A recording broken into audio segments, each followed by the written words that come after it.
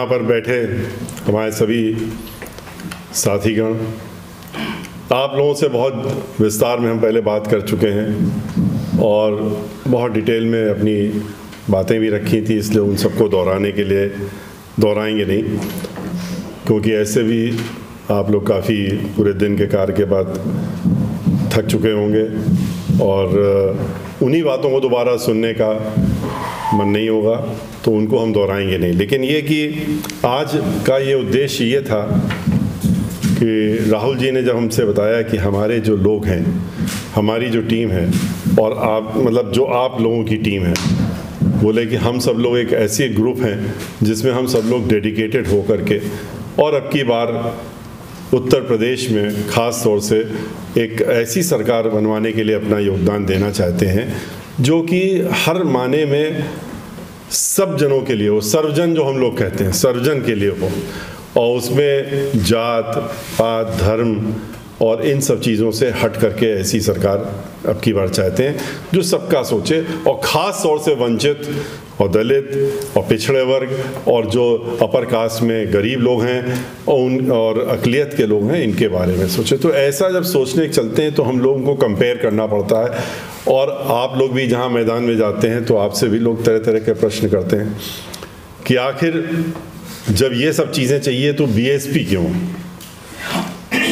आप लोग तो एंकर हैं, आप लोग तो हम लोग तो इस फील्ड में ज़ीरो हैं, लेकिन आप लोग तो हीरो हैं और आप लोग तो हर चीज़, आपको तरीका ये भी मालूम है कि कैसे बात करनी है, किससे क्या निकालना है। आप लोगों की ट्रेनिंग के बगैर भी ट्रेनिंग ऐसी है और जिसने ट्रेनिंग ली है वो तो फिर एक्सपर्ट ही हैं। हम लोग तो आप कम शब्दों में बहुत सी चीज़ें निकाल लेते हैं। हम हुए, नकुल दुबे जी हुए, कपिल मिश्रा भी 12 साल वकालत के हो चुके हैं, 13वां साल चल रहा है, सम्राट जी हैं। हम लोग तो वकील आदमी हैं, तो हम लोग बड़ी लंबी बात करते हैं और करके ला करके उसको पहले जान लेते हैं कि हमारे खिलाफ है, कोर्ट खिलाफ है या हमारे खिलाफ मुद्दा है, तो उसको कैसे घुमा के और लंबी बात करके फिर आखिर में अपनी बात को मनवाना है, इस पे लगे रहते हैं। आप लोग हैं सीधे सीधे 303 की गोली निकाली, डाली और दाग दी, और उसके बाद फिर वो जो है अगला व्यक्ति समझता है जब तक वो ढेर हो चुका होता है। बाद में उसको जब शाम को मीडिया खोलता है, टेलीविज़न देखता है, तब उसको पता लगता है अरे मैं क्या बोल गया, मेरी तो शीशा लेदर हो गई। और तो इसलिए वो, और फिर उसके बाद फिर दोबारा बोलना पड़ता है आपके बीच में आके, नहीं मैं ये सोच नहीं रहा था, मेरा ये कहने का मतलब नहीं था, मेरा कुछ और था, तोड़ मरोड़ के बता दिया गया, आधा काटा गया आधा दिखाया गया। ये सब चीज़ें फिर बहानेबाजी होती हैं, उस समय तो बोल जाते हैं। तो इसलिए हम लोगों की आदत ज़रा दूसरी है। हम लोग कोर्ट में बैठते हैं, बहस करते हैं, 45 वर्षों से करते चले आ रहे हैं, तो पहले सोचते हैं कि अभी क्या बोलेंगे तो उनके ऊपर क्या असर होने वाला है। और सिखाया ही जाता है वकालत में। आप लोगों के पेशे में जैसे अलग चीज़ सिखाई जाती है, हम लोगों को अलग सिखाई जाती है जब हम लोग वकालत के पेशे में आते हैं, कि आप ये जानिए कि वो क्या जानना चाहते हैं, वो क्या सुनना चाहते हैं, और वो बोलिए उनसे जो वो ऊपर बैठे हैं वो सुनना चाहते हैं। पर आप लोग तो इस मामले में महारत रखते हैं कि आप जानते हैं कि जो देखेगा आपका टेलीविज़न, जो आपका यूट्यूब चैनल देखेगा, जो आपका सब्सक्राइबर है, वो क्या चाहता है। तो वो चाहने के साथ साथ में ये भी है कि आप भी उसी जनता के एक हिस्सा हैं, आप भी उसी के एक पार्ट हैं, जिम्मेदारियां भी हैं। जिम्मेदारी ये है कि हम गलत चीज़ का प्रचार तो नहीं कर दे रहे हैं, हम अपना दुरुपयोग तो नहीं कर रहे हैं, हम अपना चैनल को लेकर के एक ऐसा माहौल तो नहीं बना रहे हैं जो कि सही चीज़ को गलत दिखाने का काम कर दे। तो इसको जब आपके मन में आता है तो उसमें तरह तरह के विचारों की वजह से उलझ जाते हैं आप लोग, और उसके लिए आपको भी सोचना पड़ता है कि हम अपना क्या ध्येय रखें, क्या सोचें। अगर आप एक आम आदमी की तरह, जनता की तरह, एक पब्लिक की तरह सोचना शुरू करते हैं तो आप ये सोचते हैं कि हमको क्या चाहिए, कैसा शासक चाहिए, कैसा प्रदेश चाहिए, कैसा शासन चाहिए। तो इसके लिए फिर आपको चुनना पड़ता है। तो अब आप देखते हैं कि यार ये तो नॉन सेकुलर पार्टी है, ये सेकुलर पार्टी हैं।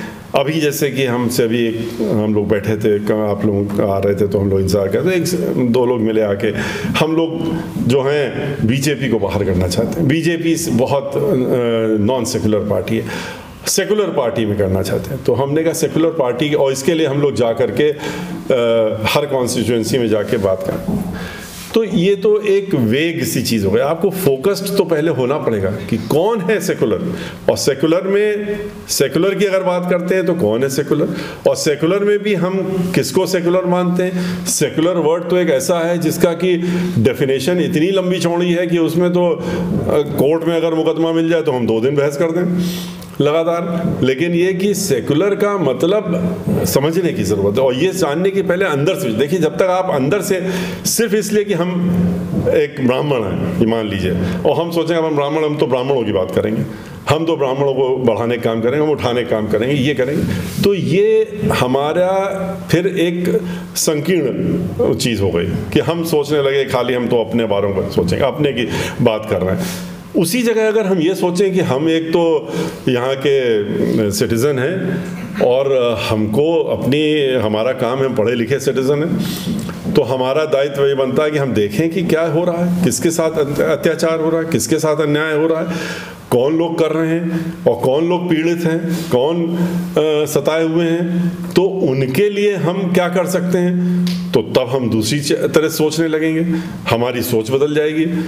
हम कहेंगे कि हमारी सोच में फिर ये नहीं आएगा कि हम एक दायरे में उलझ के रह गए और अब तो हम इसी दायरे में चलेंगे। तो जब ये सोचने लगते हैं तब बहुत सी चीज़ें सामने आती हैं। आप लोग जब मैदान में जाएंगे, आप मैदान में जाते हैं, अभी फिर जाएंगे, फिर निकलेंगे, तो आपके पास तरह तरह के प्रश्न आएंगे। बहुजन समाज पार्टी को क्यों हम वोट दें, बहुजन समाज पार्टी ने क्या किया, बहन मायावती जी को ही क्यों हम दें, हम क्यों नहीं अखिलेश यादव को दें, हम क्यों नहीं जो मुख्यमंत्री हैं इस समय उनको हम वोट दें, और क्या प्रॉब्लम है। तो आपको उनसे प्रश्न करते समय भी बहुत सी चीज़ें आपके समय दिमाग में आती हैं, आनी भी चाहिए। आप जाहिर है कि उनसे पूछेंगे भाई कि आप ये बताइए कि एक तरफ आप चाहते क्या हैं, आप क्या चाहते हैं कि महिलाओं का उत्पीड़न हो, तो आप इनको करिए। अगर आप चाहते हैं महिला हर 2 घंटे में बलात्कार महिलाओं का होता रहे, अब 2 घंटे से 1.5 घंटे होने लगे, एनसीआरबी की रिपोर्ट 2 घंटे कहती है कि बलात्कार दुराचार हो रहा, आप चाहते हैं 1.5 घंटे में, 5 साल की सरकार और बढ़ा दी है, 5 साल की सरकार बढ़ा दी है तो 2 घंटे की जगह 1.5 घंटा हो जाएगा। आप चाहते हैं कि समाजवादी पार्टी की सरकार जो है वो आए तो अच्छा रहेगा, तो हाँ, अगर आप चाहते हैं कि दंगे हों, फसाद हों, सिर्फ 134 ही तो दंगे कराए, ज़्यादा तो नहीं कराए समाजवादी पार्टी ने। 5 साल में 134 दंगे, जिसमें बड़े बड़े दंगे भी थे और बीच के भी थे। तो हो सकता है कि उसकी इच्छा जो कह रहा है कि हम चाहते हैं समाज, तो उसकी इच्छा में ये हो कि हम 134 पे क्यों रुकें, हम आगे क्यों ना बढ़ें, 200 क्यों ना करें, तो अब की बनाएंगे तो और मजबूती से आएंगे और बढ़ा के आगे बढ़ेंगे। महिलाओं का उत्पीड़न, किसानों का, अभी 4 कुचले गए हैं गाड़ी के नीचे दबा करके, 700 मरे हैं।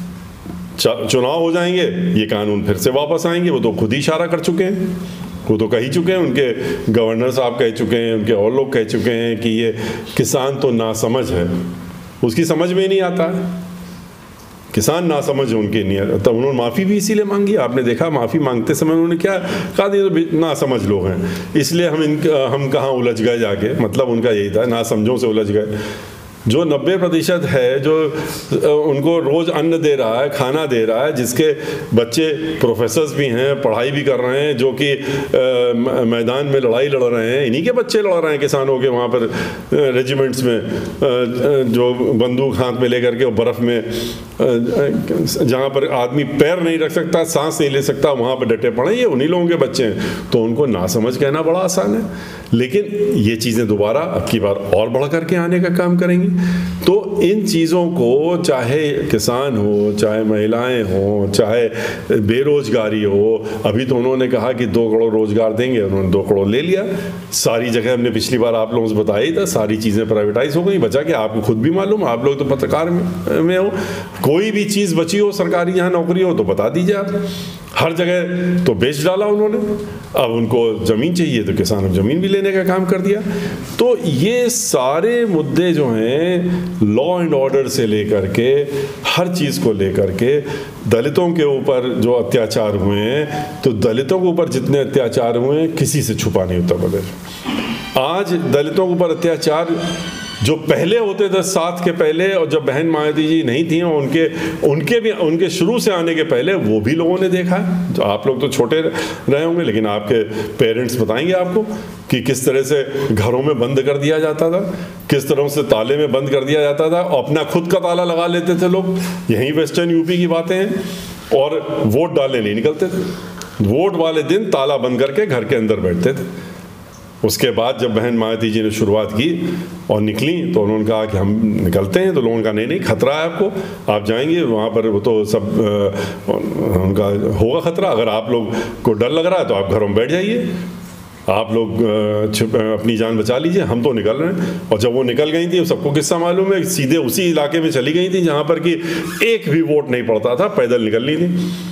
और जब ये पता लगा अपने लोगों को, उनके लोगों को, कि वो नहीं मान रही हैं, निकल गई हैं, तो कोई एक बच्चा भी घर में नहीं रुका, सब के सब बाहर निकल आए थे। और पूरा उन्होंने कहा था कि अब डंडे लाठी लेकर के और रास्ते भर खड़े रहे कि हम तो इनका प्रोटेक्शन करेंगे।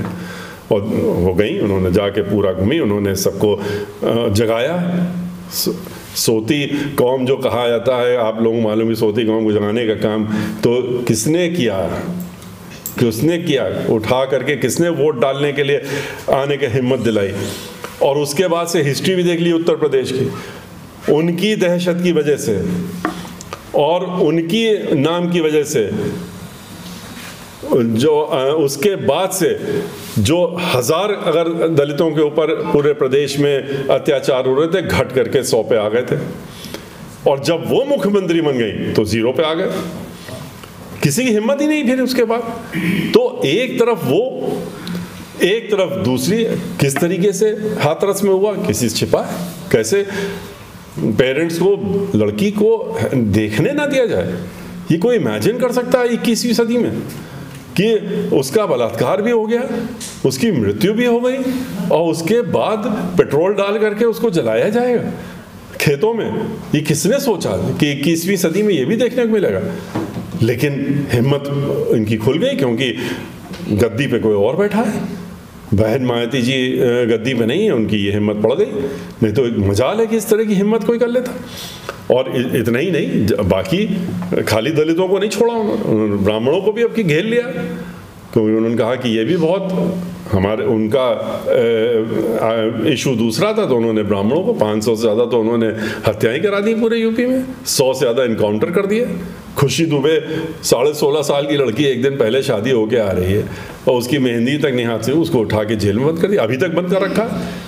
अभी लेटेस्ट किस्सा जो हाथरस का है, रेणु शर्मा पूर्व ब्लॉक प्रमुख थी, क्या थी, पूर्व ब्लॉक प्रमुख थी, और उसके बाद बीजेपी के लोग उनसे नाराज हो गए, थोड़ा पॉलिटिकल एंगल हो गया, तो उनके ऊपर फर्जी मुकदमे लगा, जेल भेज दिया एक महिला को। और जेल ही नहीं भेजा, बीमार हो गई जेल के अंदर, तो उसको बाहर नहीं निकलने दिया। फिर वो बेल अप्लाई की, बेल हो गई, और बेल होने के बाद भी 15 दिनों तक अंदर जेल में रखा, जब तक वो मर नहीं गई अंदर, और मृत्यु शरीर बाहर निकला जेल से।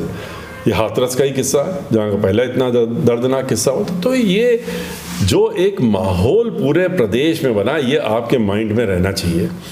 आपके माइंड में खाली ये नहीं रहना चाहिए, वो भी रहना चाहिए जब आप निकलेंगे मैदान में, कि सापा के साथ में क्या हुआ था। जब दंगे हो रहे थे तब वहाँ ऐश हो रहा था, वहाँ नाच गाना हो रहा था, वहाँ पर मुखिया बैठ के ताली बजा रहे थे, स्टेज में नाच रहे थे, उधर आग लगी थी, उधर लोग मारे जा रहे थे। तो संवेदनहीनता और संवेदनशीलता, ये बहुत ज़मीन आसमान का, एक तरफ ये एक तरफ वो होता है, फ़र्क होता है। और ये वहाँ पर देखने को मिलता है। बहन मायावती जी आती हैं, सबके बारे में सोचती हैं, खाली दलितों के बारे में नहीं सोचती हैं, खाली बैकवर्ड के बारे में नहीं सोचती हैं, वो अपर कास्ट में भी जो गरीब लोग हैं उनके बारे में सोचती हैं, अक़लियतों के बारे में सोचती हैं, क्योंकि वो सबको इंक्लूसिव करके ले चलती हैं, सब इंक्लूडेड। और इंक्लूसिव राजनीति करती, वो डिविजिव राजनीति नहीं करती, डिवाइड वाली राजनीति नहीं करती, जो कि जितनी पार्टियां ज़्यादातर वो करती हैं कि इसको इधर भिड़ाओ, उसको उधर भिड़ाओ, उसको उधर भिड़ाओ। वो इस बात की परवाह नहीं करती हैं कि हमको गद्दी मिलेगी कि नहीं मिलेगी। वो कहती हैं जो हमने सोच लिया, या गद्दी छोड़ने की परवाह नहीं की उन्होंने। राज्यसभा उन्होंने छोड़ दिया शब्बीरपुर के नाम पे, बोलने नहीं दिया हाउस में। बीजेपी, कांग्रेस और भारतीय ये समाजवादी पार्टी वाले सब खड़े हो, जब वो बात कर रही थी, उन्होंने वहीं पर राज्यसभा को त्याग दिया। उनके लिए सब बेकार है। उनके लिए पहले अपने लोग शासन और सही माने में जो शासन जिस तरह से चलना चाहिए, राजा को बिहेव करना चाहिए, सबके लिए करना चाहिए, उस तरह से काम करती है। तो आपको आज आपकी हम चाहते हैं, आप लोग जो हैं इतने राहुल जी से बात हुई, उन्होंने कहा कि हम आपको क्रीम से मिला रहे हैं बहुत से लोग, लेकिन आप लोग, अब आप लोगों के ऊपर भी देखिए दायित्व बनता है।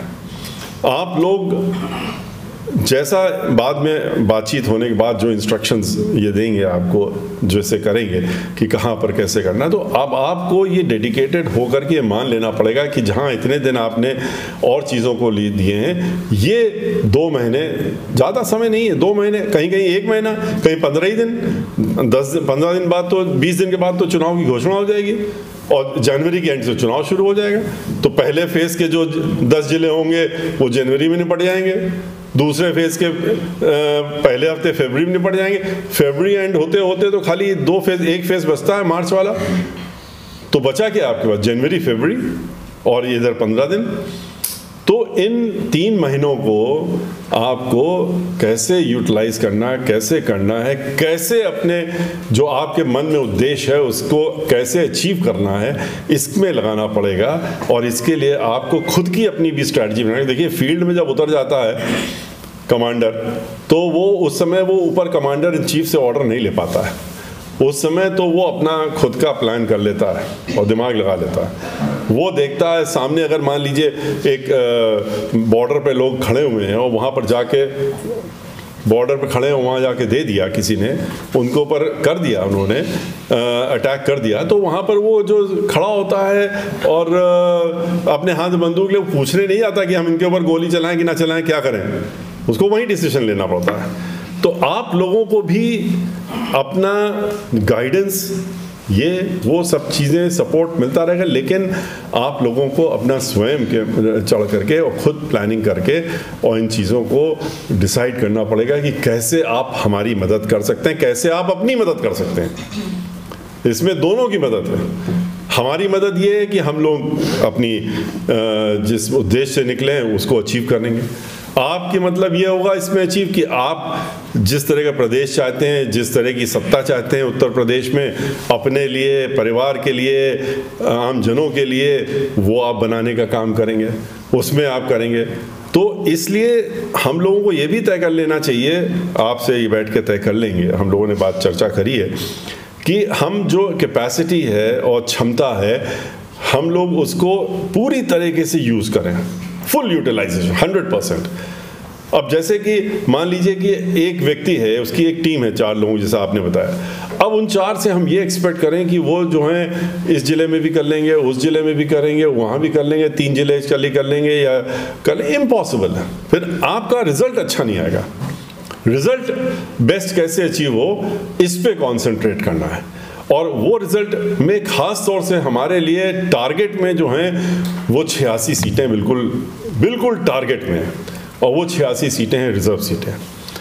वो अभी भी जो हम पूरे प्रदेश में घूम चुके थे, दोबारा घूम रहे हैं, 18 मंडलों में जा रहे हैं। तो मंडल में हम रिजर्व सीटों पे जा रहे हैं, रिजर्व सीट पे ही अपनी मीटिंग भी कर रहे हैं। आज भी हमारी रिजर्व सीट पे मीटिंग थी, कल भी हमारी आगरा में ग्रामीण में रिजर्व सीट पे मीटिंग है, परसों भी हमें ये कंटिन्यूअस 30 तारीख तक हमारी जो मीटिंग है वो रिजर्व सीटों में मीटिंग है।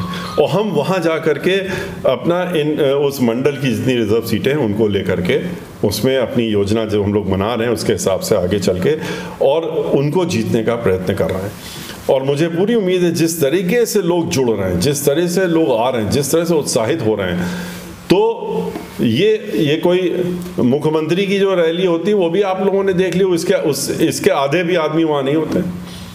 हम लोगों के लोग हैं, हमारे लोग पता नहीं क्या है उनको, वो बिल्कुल ऐसे बैठते हैं चपक के एक साथ और खिसक के कि वो लगता है जैसे ज़मीन जो है वो बहुत महंगी है, अगर कुर्सी खिसका लेंगे तो नुकसान हो जाएगा, इतना पैसा देना पड़ जाएगा। इसलिए हम लोगों की खासियत ये है कि इसी को वो जितनी जगह में हम लोगों की मीटिंग हो रही है इसके 4 गुना जगह भी अगर ले लेंगे तो भी उनका भरा, तब भी इतने लोग एडजस्ट नहीं हो पाएंगे जितने हमारे यहाँ होते हैं। हमारे यहाँ उतने में ही सब हो जाते हैं एडजस्ट। हमारे जो बैठे हुए लोग होते हैं वो भी आप कभी देखिएगा बीएसपी में, उनको देखने को मिलेगा तो आप लगेगा कि ये तो एक दूसरे के ऊपर बैठे हुए हैं और जगह है नहीं, बगल में इतना ऐसे घेर के बैठ जाएंगे, ठुस के बैठ जाएंगे कि जैसे कि वही हमने कहा कि स्क्वायर मीटर के हिसाब से नहीं, स्क्वायर फीट के हिसाब से ज़मीन जो है वो उसका देना पड़ेगा कुछ, तो इसलिए वो कहते हैं कम से बिल्कुल कर लो, नहीं तो फैल जाए तो पता नहीं कहाँ तक हो जाए। पर लेकिन आज खुशी की बात ये हमको लगी, हम लोग जितने दिन से घूम रहे हैं इधर, पहला राउंड था, दूसरा राउंड है, पहले राउंड में तो हम लोग किसी और वर्ग को देख रहे, सब लोग देख रहे थे, लेकिन अब दूसरे राउंड में जो हम लोग आ रहे हैं तो इसमें जिस तरह से सर्व समाज के लोग इकट्ठा हो रहे हैं, हर समाज के लोग अब की बार इकट्ठा हो रहे हैं और इन मीटिंगों में आ रहे हैं और हमको खुल के सपोर्ट अपना दे रहे हैं। हम लोग पूरे 18 मंडल जब कंप्लीट कर लेंगे तब जा कर के 30 तारीख खत्म हो रहे, हम लोग सारी अपनी रिपोर्ट रोज़ की रोज़ देते हैं, हम अपनी लीडर को डेली देते हैं। आज की मीटिंग भी रिपोर्ट देंगे, आज आप लोगों से वार्ता हो रही, रिपोर्ट देंगे। हमारा तो ये काम है कि डेली का डेली उनको पूरा एक एक चीज़ बताते हैं और रिपोर्ट दे देते हैं। उसके बाद जब हमारे पूरे कार्यक्रम हो जाएंगे तब उसके बाद उनके कार्यक्रम शुरू होंगे, हमारी लीडर के शुरू होंगे। उस समय फिर आप लोगों की बहुत इम्पोर्टेंस होगी और चीज़ें होंगी, क्योंकि फिर तो वो पूरे हर ज़िले में जाएंगी, कोई ज़िला ऐसा बचेगा नहीं जहाँ ना जाए। पूरे उत्तर प्रदेश में हम लोग जो देख चुके होंगे, कर चुके होंगे, उसके बाद फिर उनकी शुरुआत हो जाएगी। हो सकता है कि हम उनके साथ जाएं या हो सकता है हमको वो अलग से भेजें कहीं और। उस दौरान जैसी भी रणनीति वो बनाएंगी, हम लोग तो उसी हिसाब से चलते हैं जो वो डिसाइड करते हैं। हर चीज़ का डिसीजन वहाँ से होता है, प्लानिंग वहीं से होती है और उनसे अच्छा प्लानर हमने तो कम से कम इतने 20-22 साल से हम साथ में हैं, हमें इतना बड़ा कोई प्लानर दिखा नहीं। और वो भी शायद इसलिए इतनी अच्छी प्लानर हैं क्योंकि वो 24 घंटे में 18 घंटे तो देती हैं इन्हीं कामों में। हम लोग कुछ गलत कर रहे होते हैं, उनको तो खबर हो जाती पहले से और तुरंत शाम को एक आ जाता कि ये नहीं ठीक था, ये था, ये वो था। तो इतना ज़्यादा इन्वॉल्वमेंट है उनका, हर मिनट पे के कार्यक्रमों में इन्वॉल्वमेंट है। लखनऊ में इसीलिए जब तक हम ये कवर कर रहे हैं, लखनऊ में कोई ऐसा दिन नहीं है जिस दिन वो सुबह 9 बजे से लोगों से मिलने कार्यक्रम शुरू होता हो पूरे उत्तर प्रदेश के अलग अलग कोनों से और रात के 11 बजे तक। एक दिन हमको 11:30 बजे तक वेट करना पड़ा कि अब सब चले गए, 11:30 अपनी हमें जो बात करनी थी हमने करी और निकल के आए। तो इस तरह से वो कर रहे हैं, एक एक गांव उनके टिप्स में है। हम लोग तो खाली उसमें देख लेते हैं गूगल में कि कहाँ जा रहे हैं, किस रास्ते से जा रहे हैं, क्या जा रहे हैं। उनका गूगल खुद उनका माइंड में है, पूरे यूपी का। कभी ऐसे ही पूछ लीजिए उनसे कि फलां वहाँ पर ये चीज़ है, 2 मिनट में आप उसी समय आपको रिवर्ट कर देंगे कि आप गलत बता रही हैं, आपको जानकारी नहीं है वहाँ की ये स्थिति है, वहाँ की ये जाति आंकड़ा, वहाँ का ये everything will be told in within 1 minute. Whole UP, कोई कोना ले लीजिए। ये नहीं है कि हम कह रहे हैं खाली वेस्टर्न यूपी ले लीजिए, बुलंदशहर ले लीजिए, कहीं पर ले लीजिए। सोनभद्र में, दुद्धी में चले, दुद्धी हम जाने वाले प्रोग्राम करने जा रहे हैं, दुद्धी और ओबरा में। तो हमने कहा 2 SC सीट है, हम वहाँ पर जा रहे हैं। तो उनका वहाँ कहाँ करने जा रहे हैं, वहाँ क्यों कर रहे हैं, वहाँ करिए। हमने दूसरी सीट पे हमने नहीं, हमने वहाँ पर ज़्यादा लोग बता रहे हैं, ठीक है। बोले जो बता रहे हैं उनको कुछ पता ही नहीं है इसके मतलब सोनभद्र के बारे में। वहाँ पर आपको भेज रहे हैं पहाड़ी के ऊपर, जहाँ पर आपको 50 लोग मिलेंगे। वो लोग आसानी से नीचे आ जाएंगे, यहाँ के भी आ जाएंगे, वहाँ के भी आ जाएंगे, ये हो जाएगा, यहाँ मीटिंग आप रखिए। तो जिस व्यक्ति जो जिसने पूरा प्रदेश घूमा ना हो वो कैसे बताएगा सब चीज़ें। तो हमारा कहने का मतलब ये है कि हम लोग का एक उद्देश्य है और आपका भी अब वही उद्देश्य है। तो उस उद्देश्य को हम कैसे अचीव करें, उसमें आप कैसे सार्थक भूमिका बेस्ट टू बेस्ट निभा सकें। हम लोग जो कर सकते हैं वो हम लोग करें। एक तरफा कुछ नहीं होता। हमारी भी काम यही है कि हम भी सपोर्ट करें, जहाँ सपोर्ट चाहिए, जिस तरह का सपोर्ट चाहिए, जो हम दे सकते हैं वो हम लोग अवश्य करेंगे, अवश्य देंगे। हमारे लोग जो हैं उनको हम लोग, नकुल दुबे जी का नंबर आप लोग सब लोग ज़रूर नोट कर लीजिए। कहीं आपकी किसी को भी व्यक्ति को समस्या होती है आप फ़ोन करिएगा, तो हमारे ख्याल से आधे घंटे के अंदर उस ज़िले में या उस कॉन्स्टिट्यूंसी में आपकी समस्या को दूर करने का काम तो हो ही जाएगा। इसलिए इनका नंबर रिपीट कर दें, ज़ोर ज़ोर से बोल दो सब लोग, नंबर तुम्हारा। अब तैयार रहो, फ़ोन आएंगे। सबके फ़ोन तुम्हारे पास आया करेंगे थोड़े रोज़ाना। 9156 मोबाइल निकाल दो। 94156 नोट कर लीजिए आप लोग। 07707 सब शेयर कर लीजिए आपस में। 07 और एक जियो का नंबर है जो कि नहीं देते हो, दे दो। 94156 07707। हाँ, ये नंबर थोड़ा कम मिलता है, इसलिए इसको दिया है। इसीलिए इसको दिया मिलने इनके में डायल कर दो, राहुल जी के में, ये अपना सबको बता देंगे। तुम नहीं बताएंगे आपने स्पष्ट कर दिया ना कि वो दे रहे हैं। बता दे 7011। हाँ बता दीजिए। इधर से आगे जोर से 7011 जी 40 जी 1002 7011 401 002। इसको आप लोग आपस में शेयर कर लिए दोनों नंबर, और जो नहीं मिलता वो वाला भी, जो मिल जाता है वो वाला भी, लेकिन मिल जाएगा दोनों, उसको दोनों कोई ना कोई मिल ही जाएगा। काम पे रहेंगे तो सबको फोन करें। हाँ, तो आप जो है आराम से आप करिए। कहीं समस्या आ रही, कोई मदद चाहिए, कुछ चाहिए, वहाँ के किसी हमारा जो कैंडिडेट है उससे कुछ बात करवानी है या कुछ और करना है, हम लोगों की जिम्मेदारी है कि आप जब हमारे लिए काम करेंगे मैदान में, तो हम भी आपको मजबूती तो दें। मजबूती करेंगे तभी तो हम आपसे कुछ रिटर्न में ले पाएंगे। तो आज इसी पर्पस से हम चाहते थे आप लोगों से मिलें, और बाकी कैसे, कहाँ पर, किसको कैसे करेंगे, ये आप लोगों के साथ बैठ करके बाद में राहुल जी अपना तय कर लेंगे, सम्राट जी हैं, ये लोग बैठ करके और प्लानिंग कर लेंगे, और हम लोगों को बताएंगे कि हमें क्या, हमसे क्या रिक्वायरमेंट्स हैं, वो हम पूरी करने का काम करेंगे। इसी के साथ मैं अपनी बात समाप्त करता हूँ। जय भीम, जय भारत।